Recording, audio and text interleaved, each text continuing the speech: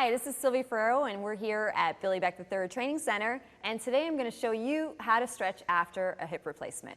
Now we've got Stephanie here and she's going to show you first what not to do. Now this is a really common stretch that people like to do to stretch out their hips normally. Go ahead and cross your leg, Steph.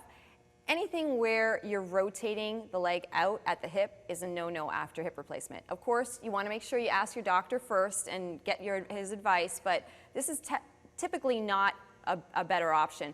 And even more so, go ahead and pull up this sort of thing. A lot of people, you'll see people doing this in a gym trying to stretch out their hips. Great normally, but not after surgery. Go ahead and come down. So this might be a little better option for you, Steph. What we're going to do is Steph is going to grab a foam roll and you're going to place it just above the knee, just like that. Perfect. And you're going to lie down.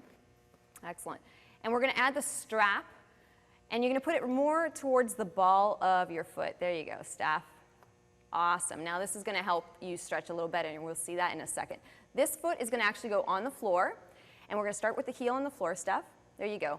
And the first thing you're going to do is you're going to squeeze the quad. That's the muscle at the top of the thigh. You're going to raise the leg up using the muscles in the thigh, and then very gently you're going to pull back, first with the toes, and then you're going to add the band for some extra resistance. This is going to stretch the muscles behind the leg and the knee, the hamstrings. You're also going to feel a stretch in the calves. So go ahead and bring it back down, Steph.